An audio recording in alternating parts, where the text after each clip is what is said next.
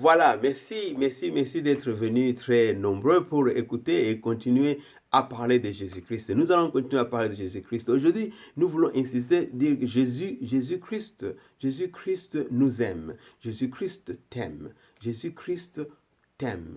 Il faut être, il faut connaître cela. Généralement, c'est parce que nous n'intériorisons pas cela, c'est parce que nous n'acceptons pas que Jésus-Christ nous aime. Et c'est ça la raison pour laquelle nous ne sommes pas très attirés vers lui, et parce que nous n'acceptons pas que Jésus-Christ nous aime. C'est pourquoi nous avons tendance à ne pas accepter sa parole. Nous avons difficile à retenir sa parole. Jésus-Christ dit que si vous gardez ma parole, cela veut dire vous m'aimez. Et si vous m'aimez, gardez mes commandements. Si vous m'aimez, gardez mes commandements. Et là, en réalité, d'ailleurs, c'est dit, n'est-ce pas, c'est en Jean 14, 15, dit que si vous m'aimez, gardez mes commandements. Donc, nous sommes appelés à aimer Jésus-Christ. Aimons Jésus-Christ. Et généralement, ce n'est pas à Jésus-Christ de nous aimer, parce que la parole de Dieu nous dit clairement que Jésus-Christ nous aime. Il nous aime d'un amour infini. Il nous aime d'une manière indéfinie. Jésus-Christ nous aime. Regarde Jean 3, 16 qui dit clairement que Dieu a tant aimé le monde, il nous a donné son Fils unique. En d'autres termes, Dieu aime le monde. Dieu aime tout le monde. Il t'aime toi, il m'aime moi, il aime tout le monde. C'est ce qui reste seulement à nous de répondre à son amour. Nous devons réagir à son amour. Et si nous ne réagissons pas à son amour, eh bien, nous ne gagnons pas le bénéfice de ce que Dieu est. Réjouissons à son amour. En réjouissant à son amour, c'est dire que nous croyons en Jésus-Christ. En réjouissant à son amour, c'est retenir la parole de Jésus-Christ. C'est retenir la parole. Et Jésus-Christ dit que sa parole est esprit et la vie. Donc, si tu veux vivre bien dans ce monde, si tu veux être rempli de vie, il faut accepter Jésus-Christ. Il faut vivre en Jésus-Christ. Jésus-Christ dit que lui vient donner la vie et la vie en abondance. Et de l'autre côté, ton ennemi, c'est le diable, les voleurs, les menteurs, il vient voler. La Bible dit que, en Jean 10, il dit que les voleurs ne viennent que pour voler, tuer et détruire. Mais lui, Jésus-Christ, vient donner la vie et la vie en abondance. Quand nous acceptons, nous avons la vie en abondance. Quand nous acceptons, nous avons l'esprit. Nous avons l'esprit et nous avons l'esprit. Nous acceptons l'esprit, nous acceptons la vie, nous refusons la mort. En Jésus-Christ, Jésus-Christ dit à Marthe et Jésus-Christ dit à Marie. Et quand Lazare était mort, il dit que je suis la résurrection. Il avait dit ça à Marthe d'une manière claire quand Marthe lui a dit que vraiment si tu étais ici, mon frère n'allait pas mourir. Il lui a dit que je suis la résurrection et la vie. Ton frère ressuscitera. Il dit que oui, je sais qu'il va ressusciter et à la fin, et quand tu viendras, il dit que non, ton frère va ressusciter parce que moi, je suis la résurrection et la vie. Jésus-Christ est la résurrection et la vie. Si tu crois comme moi que Jésus-Christ est la résurrection et la vie, tu crois que Jésus-Christ vit éternellement, tu crois aussi que Jésus-Christ est en toi aujourd'hui, toi qui as accepté Jésus-Christ. En d'autres termes, tu as la vie en toi. Parce que tu as Jésus-Christ. Parce que Jésus te promet que je ne te laisserai jamais. Je ne t'abandonnerai jamais. En d'autres termes, Jésus est avec toi. Toi, tu es dans ce monde pour vivre éternellement. Jésus dit que même si tu meurs, tu vas vivre. Jésus dit que mais quand tu vis, tu vas vivre continuellement. Quand tu vis, tu ne mourras point. Il a demandé à Marie, il a demandé à Marthe, le crois-tu? Alors, je ne veux pas aller dans ce sens. l'Esprit me conduit continuellement à parler de ceci pour te dire que Jésus, dont nous parlons, il nous aime. C'est à nous de répondre à son amour. Aujourd'hui, j'ai voulu dire que Jésus t'aime. Et je voulais disséquer ce topic dans le sens de Jean 11. Et Jean 11, Jean chapitre 11, verset 1 à 5, lisons, « Il y avait un homme malade, Lazare, de Béthanie, village de Marie et de Marthe, sa sœur. C'était cette Marie qui oignit de parfum le Seigneur et qui lui essuya les pieds avec ses cheveux. C'était son frère Lazare qui était malade. Les sœurs envoyèrent dire à Jésus, « Seigneur, voici celui que tu aimes est malade. » Après avoir entendu cela, Jésus dit, « Cette maladie n'est point à la mort, mais elle est pour la gloire de Dieu, afin que le Fils de Dieu soit glorifié par elle. » Or, Jésus aimait Marthe et sa sœur et Lazare.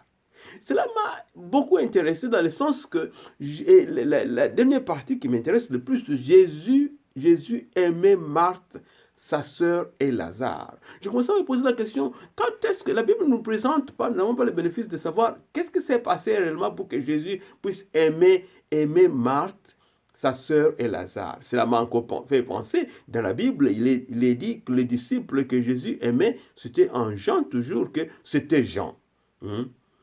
Quelque part, je me suis dit que si tu ne te rends pas compte que Jésus t'aime, tu manques une bonne partie de ce que Jésus est pour toi. Jésus a aimé le monde. Il dit que comme Dieu a tant aimé le monde, Jésus t'aime, Jésus aime tout celui qui répond à son amour, il est aimé. Jésus aime tout celui. Il nous a aimés pendant que nous étions encore dans nos péchés. Il nous a aimés pendant que nous ne connaissions rien, pendant que nous étions encore dans les ventres de nos mamans, pendant qu'on n'était pas encore nés. Jésus nous avait déjà aimés. C'est à nous de répondre à cet amour.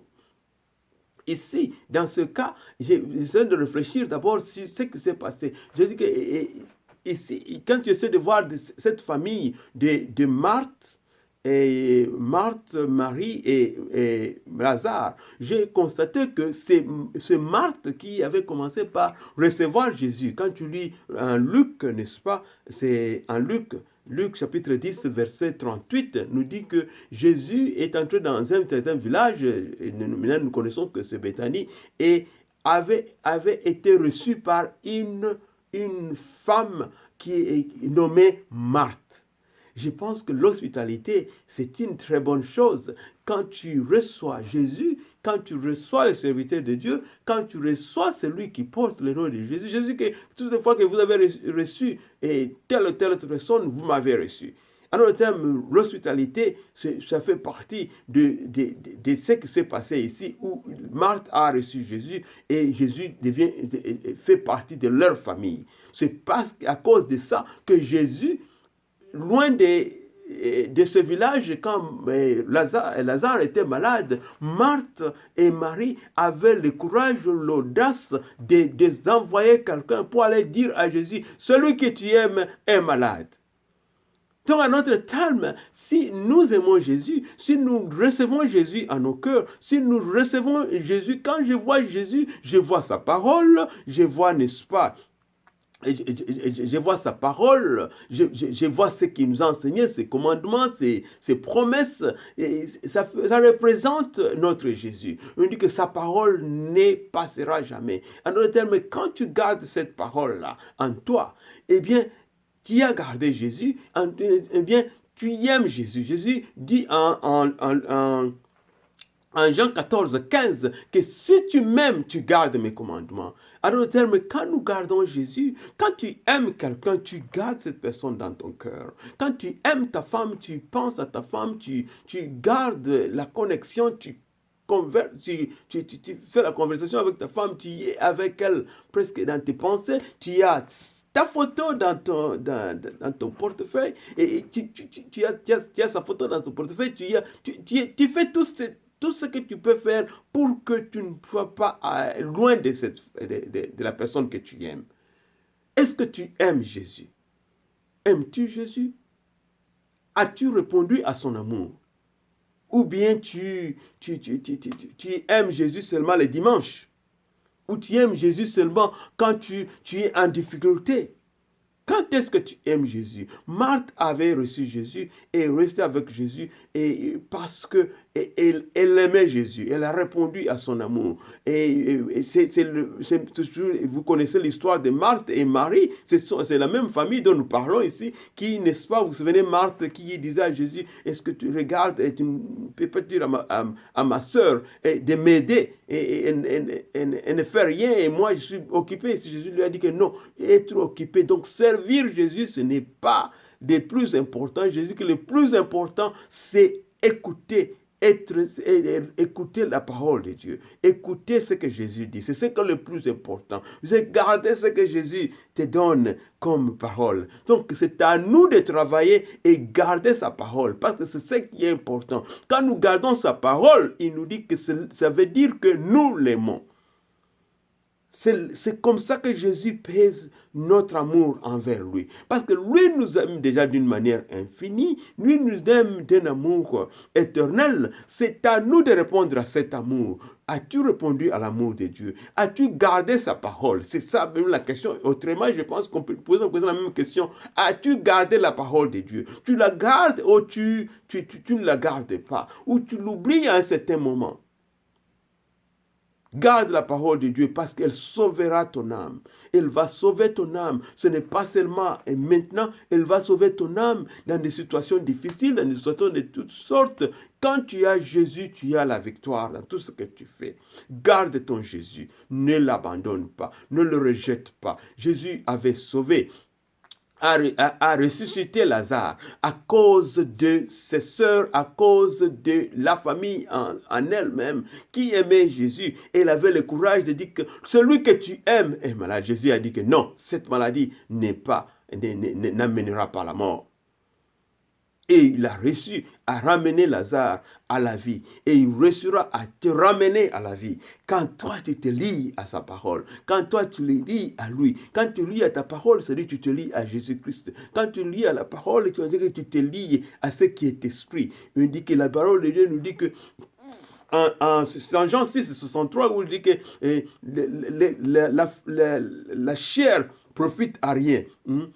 Jésus dit que la chair profite à rien, mais ma parole, donc sa parole est tout, c'est l'esprit, c'est tout, mais sa parole est esprit et est la vie. En d'autres termes, il va falloir se lier à sa parole. C'est très important de se lier à la parole de Dieu. C'est elle qui va t'amener à la victoire dans tout ce que tu es en train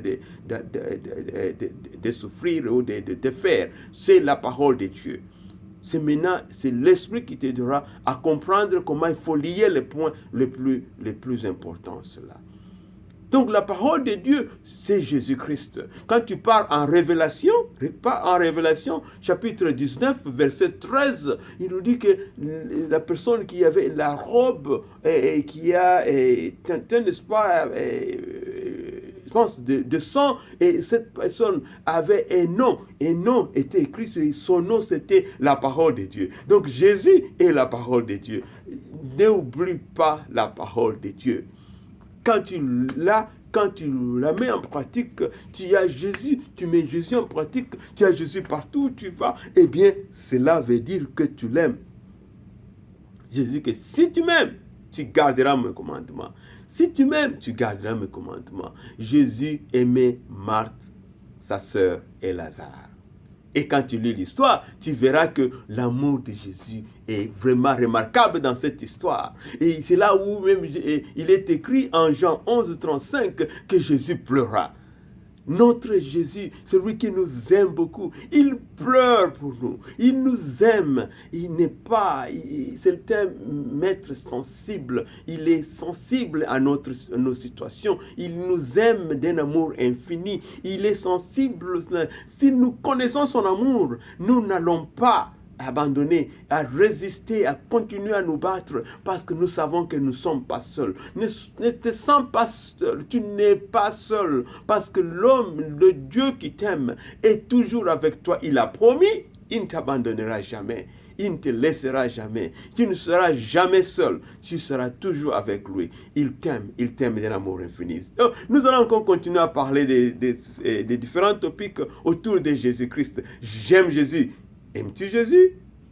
Crois-tu en ce qu'il dit? Ou tu vas chercher à diluer ce qu'il a dit, chercher à dire que non, c'est pitoyable, et c'est ce qu'il a dit, ce n'est pas exactement ça, c'est un esprit, non, ce que Jésus a dit, c'est la vérité, ça reste vrai pour toujours. Amen. Nous allons encore continuer prochainement. Amen.